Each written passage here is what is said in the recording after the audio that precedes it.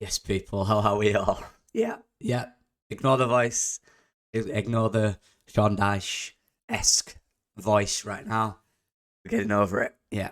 I'm glad the break's here because I have a rest. But anyway, let's just get into this. The player ratings from the last game, outstanding performance on the whole, to be fair. I thought he was really good, really impressed.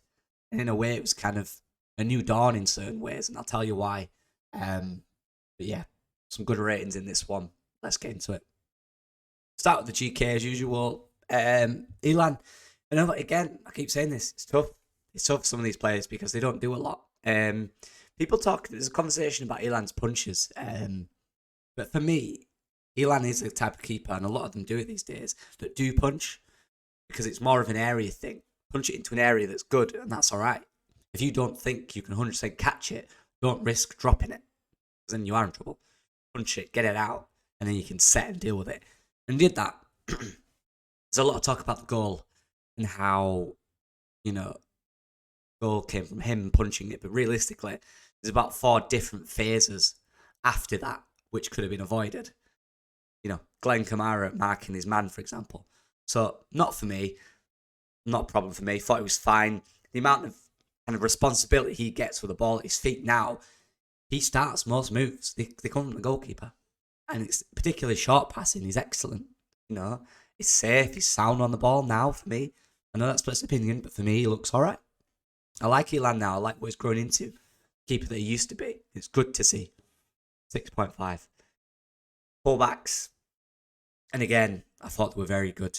It's quick on Sam Byram. I give him a 7. Just simply because, look, it was mainly down that other side, wasn't it? He didn't have much to do. But in the build-up going forward, I thought he was excellent. The way which retains the ball, he's good on the ball, he's calm on the ball, picks the right passes. Build-up goes through him a lot. Down that left side. Very good. Archie Gray. This young man is becoming like a vital cog in this team. Now he's not only showing how good he is, but he's showing how versatile he can be. How important that is for a top team. You need to be versatile. You really do. There's a problem in a side. You have a player who has the attributes to just fit into another position at 17 years old. You're a great player. You're going to be a great player. But he's excellent. After a 10-minute period where he kind of bedded into it, you know, figured it out, sorted it out. After that, unfazed, unbothered. The wing had 0. Couldn't get past him. Couldn't beat him.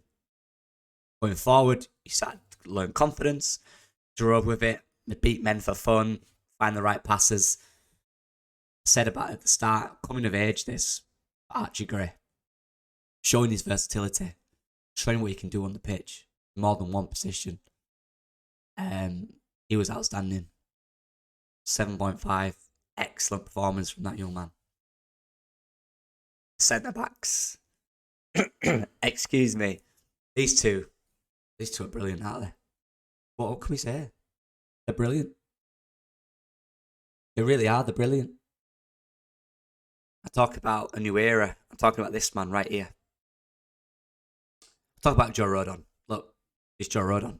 He does Joe Rodon things. He wins everything. Look at the thing on his head. He wins everything. He's in the wars. He puts his body on the line. His positional play is excellent. His recovery speed is excellent. His passing is excellent. His partnership with Pascal is excellent. 7.5. Outstanding performance. Pascal, captain's armband. That's upped it for me.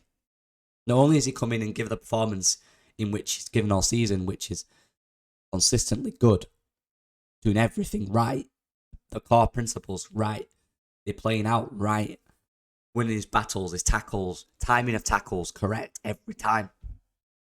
He did it with the captain's armband and he didn't change his performance. That's a coming of age, that is. That's a man stepping up to the plate. That's a man saying, look, we have these leaders who are not quite at the level. We have them. We know they are. Pascal's now saying, I'll take that mantle. Farke's give him that pressure and he's accepted it. So far. He took that armband and he played with it like it meant nothing. In the sense that he's meant for it, if you know what I mean. He was outstanding. And we're seeing these players step up to the plate. these leaders, these newborn leaders. Pascal, Ampadu, Byram, coming back into the fold. Saying, look, we don't need Ayling or Cooper on the pitch. We can do this. You can trust us, farke. That's a good start for the future. A very good start. Trying, guys. But yeah, 8. Outstanding from both of them. Just a bit more from Pascal because he had the armband and it's a big occasion for him and he reacted excellent.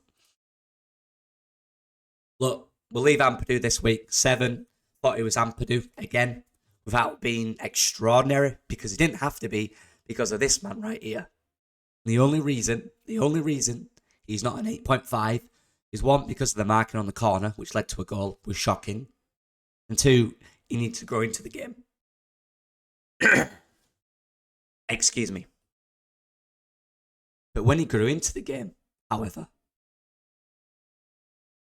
and I'm going to say this lightly, Kamara on the ball, in that midfield transition, might become the most important player.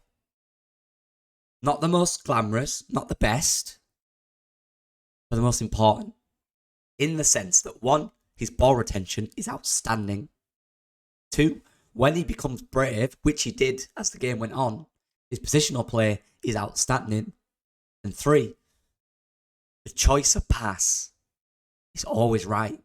He knows exactly when to thread a pass through the defenders and find that gap. How many times did he give it to Jorginho? Endless. Passing it to Jorginho, finding him in their areas. We've not had that. He's that player we were missing. When he advances forward, he builds the play up. When he advances after that, in that final third, or our half, the opposition half, sorry, this guy is vital. He will become more vital because technically he's much better than anyone he comes up against. And his passing is crisp, it's quick, it's to feet. The right pass. If he just becomes more brave and understands in each moment where he needs to be on the pitch, when he needs to show from the back, right? These are the things that he needs to do more. And when he does that, he's unplayable. And yesterday, when he did that, he was unplayable. And the reason we were so good at maintaining the ball was because of him. We had the ball in midfield, right? We can always keep the ball from the back. We've been good at that since the first game. The issue was creating that connective tissue between the midfield and the attack. This guy, Glenn Kamara, is that guy. He is the man who does that. And he was so important. We played some of our best football yesterday for me. On Saturday. And he was a pivotal part of that. And he's going to be vital going forward. He really is. In certain games, he's going to be absolutely vital. What a player. 7.5 though, because of those mistakes. These two. Right. Let me just talk about Crewe real quick. In terms of talent, in terms of... if Crewe had the end product, this would be a 9. Because everything he does, positional play, he's unmarkable. He can't be marked. He doesn't get tackled. When he gets the ball, he runs past 3 players with ease. He gets us up the pitch consistently. All over. From the left, from the middle, from the right. He gets us up the pitch. He'll win a foul, or he'll get us up the pitch and create an attacking chance. The issue is, final bit, he missed another big chance. 1 or 2. That final composure. If Daniel Farke can just get a consistent tune out of that final composure, this guy will get 15 goals. He will. He's such a good player. The reason it's a 7 and not an 8 is because of them final products. But in terms of the build-up, in terms of around the box, vital in this side. He does need to learn when to release the ball quicker. At times, do it himself. At times he can't, and that's the differential. That's what he needs to understand and learn. But he will. He's still young, people. What is he, 21? He's still so young. Give the guy time. Because in terms of dribbling with the ball and driving with it, he's outstanding, his career. Really is. I love him. I want him to play every game. Because he'll get through this patch and he'll be consistent after that. Because I love him. I think he's outstanding. I think he's a brilliant player. I really do. And soon them 7s will be 9s. 9s. Them 7s will be 9s soon. This is tough, people. Dan James, got a goal, great finish. I like Dan James in this game. I did. I really like Dan James in this game. He wasn't involved in the build-up. The build-up was down the left side with Curry, Kamara, and Byram and Rutter. And they were brilliant at it. It was amazing when they were on the ball. Some of the stuff they were doing. Dan James got one task. Either one, run inside and wait for the overload with the fullback, push it up. Or two, 1v1, get it in the box. That was his goal. Number 3, when it's on the other side, hit that back stick, arrive late. Got a goal from it. Great finish. He was so effective in this game. Because, and I mean this in the best way, because he wasn't involved so much. Because, look, this is the type of player he is. He's not a technical player. He isn't. He's a product player. He will get you the product. He will get you the result at the end. Right? Does that make sense? So get him in positions where he can be the end product. In terms of 1v1s in the final third. In terms of crossing situations. In terms of arriving late. Getting you up the pitch. Winning corners. That's what he does. That's what he's good at. He's absolutely rapid. You don't want him in a 15-pass move 3 or 4 or 5 times. He's not that type of player. Daniel Farke, I think, realises that. With Kamara coming down that left side, our build-up will predominantly come down there. Dan James is excellent when he's on it and when he's used right. 7.5, he was really good yesterday. For me, his best performance for Leeds. Probably not his highest rating just based on, 2 assists he got. But up there, definitely. Yeah. The chat was going on about these two. I was always on, the receipts are there. I got a lot wrong, but I've always said, in my opinion, I like the way these two play. I like Jorginho at the 9, just because the attributes you need to play at the 9 in the system. I'm getting to like more Pirro in the 10, if it's, adapted right and he's used right. His goal is a Pirro goal. He's done that endless times for Swansea. That's what he'd do. Edge of the box, pick it up, bottom corner. That's what he did. He's doing that. He's on what? 5 in 8 now? 6 in 8? Something like that. Brilliant. Good goal. That's what we need him to do. Again, not massively involved in a lot of the game, apart from the pivotal moment where he scored. Big goal as well, and that's why it's a high rating. But he was good. His touch looked a little better, a little sharper on the ball. Yeah, good from him. Let's talk about this guy. Jorginho Rutter. My favourite player, I think. Him and Curry, my two. Because they just make me smile. Jorginho makes me smile. I give him an 8. That first miss, I'll get that out of the way. That was an issue, right? You need to be clinical. You do. These are the facts of it. But again, the impact, and in fact, the way in which that didn't affect him, because it didn't, is what I like the most. I reckon that last year, that's affected him massively. That would have massively done his confidence. But it didn't bother him. You could tell he was getting frustrated. He was more angry. But it didn't affect his performance. It just didn't. It was excellent. He showed for the ball at any given moment.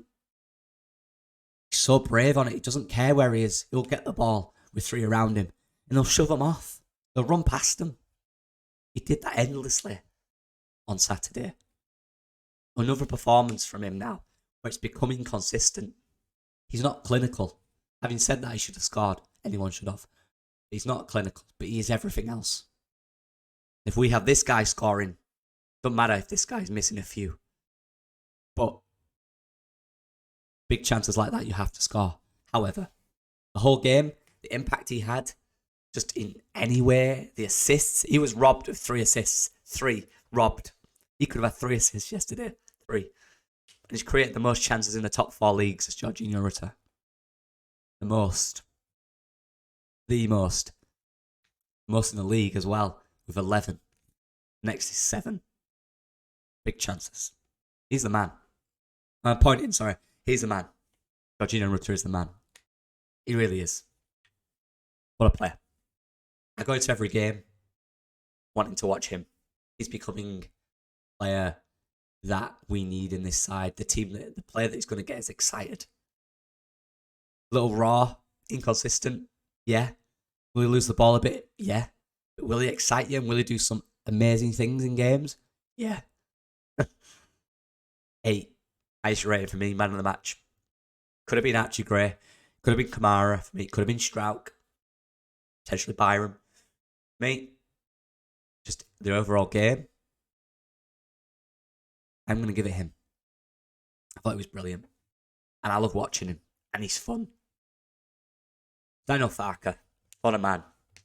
Made some big calls and they worked. Archie Gray at right back. Worked. Kamara in the middle with Ampadu. Worked.